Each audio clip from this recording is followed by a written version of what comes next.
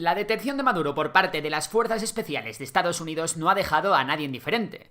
El mundo contiene la respiración ante lo que pueda venir en Venezuela y muchos ciudadanos se debaten entre el miedo a la incertidumbre y la esperanza de un cambio a mejor en su país. De hecho, a fecha de edición de este vídeo, no está nada clara la situación a la que Venezuela se va a enfrentar en un futuro. Por eso en este vídeo mi objetivo es analizar las claves que darán forma al futuro de Venezuela. Así que, venga, vamos al lío.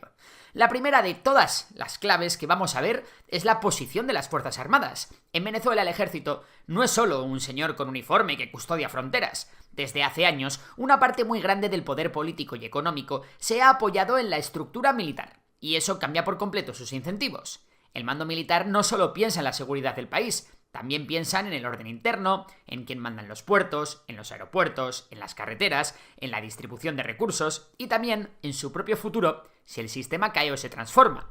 Y esto ocurre porque el alto mando militar en Venezuela tiene muchísimo poder, ya que controla las principales industrias del país e incluso tienen la llave de las principales rutas del narcotráfico. Por eso la clave está en si el alto mando decide cerrar filas, si decide apartarse o si decide arbitrar una salida. No obstante, no todo depende del alto mando. Los mandos intermedios y la tropa también juegan su papel.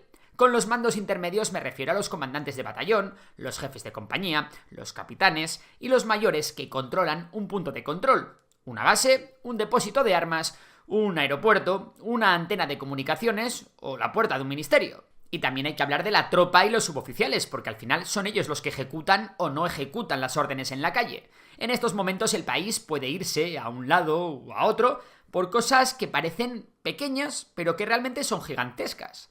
Preguntas como ¿abro o no abro esa verja? ¿Dejo pasar a tal gente? ¿Retiro el cordón policial o lo refuerzo? ¿Mantengo la lealtad al superior que me llama o me espero a ver quién manda mañana? Todo esto es súper importante. La siguiente clave de la que tenemos que hablar es de la resiliencia del régimen a la hora de encontrar un buen sucesor que asuma los mandos de la situación.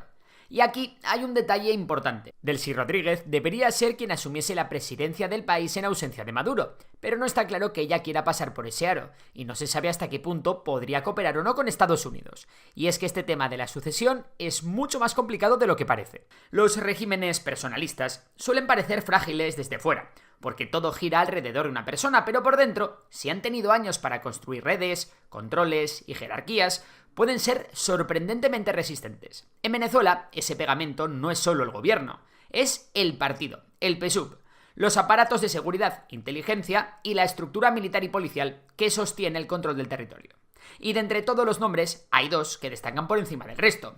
El primero es Vladimir Padrino López, ministro de Defensa, que aparece como posible sucesor por una razón muy simple y muy poderosa. En momentos de shock, quien controla la cohesión militar controla el suelo bajo el que pisas. Vladimir Padrino no es un general más. Lleva muchos años al frente del Ministerio de Defensa y se ha convertido en una figura de continuidad dentro de la Fuerza Armada. En el otro lado del tablero está Diosdado Cabello, que es un posible sucesor por un motivo distinto. Si Vladimir Padrino representa el cierre de filas militar, Cabello representa el músculo político del chavismo. Diosdado Cabello es un dirigente de la línea dura y está situado al frente del Ministerio del Interior, Justicia y Paz. Una cartera clave porque toca orden público, policía, prisiones y buena parte del ecosistema de seguridad interior. A eso se suma que es vicepresidente del PSUV desde hace años y que por trayectoria se le suele presentar como el número 2 del chavismo. Cabello es muy valioso porque puede ayudar a que el chavismo mantenga la disciplina interna, controle la calle y reduzca el riesgo de fracturas políticas dentro del partido. No obstante, ambos pueden ser víctimas de una operación similar a la que ha sufrido Maduro, ya que ambos no son nada queridos en Washington. A ver, hay más figuras como Jorge Rodríguez, el hermano de Delcy, pero bueno, estos son los dos que más posibilidades tienen. La siguiente clave reside en la resistencia civil, porque aunque el régimen encuentre un sustituto y consiga mantener la cadena de mando, si en la calle la gente no traga, el país se puede volver ingobernable y generar dudas en las Fuerzas Armadas. En Venezuela, además, la memoria reciente pesa mucho. La población ya ha vivido ciclos largos de movilizaciones y represión, y mucha gente ha aprendido que no siempre se trata de tumbar a un gobierno en una semana, sino de sostener la presión, visibilizar los abusos y forzar fisuras internas a fuego lento. Pero esa misma experiencia también explica por qué la resistencia civil no es algo que actúe por arte de magia. Hay miedo, cansancio y una realidad material durísima que limita cuánto puede aguantar la gente. Si tienes que comer, trabajar, cuidar a tu familia o evitar que te detengan, la protesta se vuelve un lujo peligroso. Y en un escenario como este, el régimen intentará enmarcar cualquier movilización como traición, para justificar detenciones, estados de excepción y más control. A la vez, la oposición y la sociedad civil se enfrentan a un dilema. Si se movilizan demasiado pronto y sin coordinación, pueden ser aplastados. Si esperan demasiado, el nuevo liderazgo puede consolidarse y cerrar la ventana de oportunidad. Además, recordemos que millones de jóvenes venezolanos opositores han abandonado el país, lo que resta mucha fuerza a la oposición en la calle. La clave, por tanto, no es solo si la gente sale, sino cómo se organiza esa resistencia y qué consigue activar dentro del propio aparato. Cuando la protesta es masiva, sostenida y estratégicamente dispersa, es decir, en muchos puntos a la vez, sin un único cuello de botella, obliga al Estado a estirar recursos, a multiplicar errores y aumenta el coste de la represión. Y lo más importante, le manda un mensaje a los mandos intermedios, a la policía y a los militares de base. Bueno, incluso a los burócratas también, que son los que hacen funcionar el día a día, y es entonces, y solo entonces, cuando un régimen de repente deja de parecer invulnerable. Vamos con la cuarta clave, el apoyo exterior. A todas luces parece que Venezuela está sola en todo esto. Rusia y China ni están ni se les espera. De hecho, aunque quisiesen, con Venezuela virtualmente bloqueada por Estados Unidos, militarmente no pueden dar mucho apoyo. De hecho, ambos países están más centrados ahora mismo en apuntalar al régimen de los ayatolás en Irán que a ayudar a Venezuela. El único aliado dispuesto a ayudar al régimen chavista es Cuba, y tampoco es que pueda hacer gran cosa a día de hoy.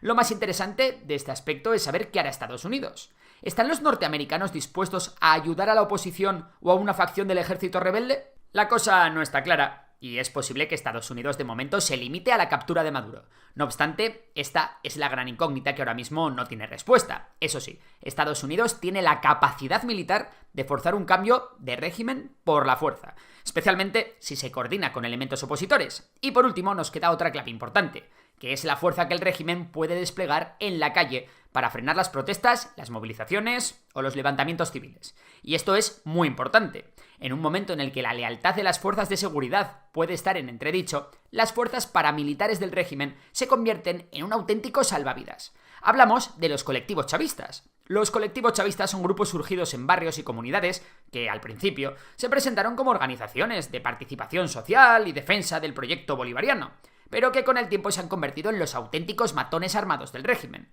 No son una institución oficial como el ejército o la policía, funcionan más bien como estructuras locales autónomas. Su poder no está en hacer una guerra convencional, sino en el control de barrios, vigilancia, movilización rápida y violencia selectiva para sembrar el miedo. En un escenario de sucesión o de incertidumbre, estos grupos funcionan como un seguro para el poder porque permiten actuar donde el Estado formal no quiere mancharse tanto las manos o donde necesita negar la responsabilidad de sus actos. Si el régimen logra mantener alineados a estos actores, puede compensar algunas grietas en otras instituciones más formales, como en la policía, porque aunque la cadena de mando se vuelva confusa, el barrio sigue teniendo dueño. Pero si por el contrario se desordenan, porque alguien deja de pagar, porque cambian las lealtades o porque huelen debilidad, también pueden convertirse en un factor de caos. Y por mi parte, esto es todo. Seguiremos el conflicto aquí en Memorias de Pez, así que suscríbete al canal para estar al tanto de cualquier actualización y por lo demás, recuerda que si te ha gustado el vídeo seguro que te encantará el curso de geopolítica de la cumbre, que he hecho con Enrique Fonseca del canal Solo Fonseca. Te dejo el link en la descripción y por lo demás nada. Un saludo y hasta la próxima.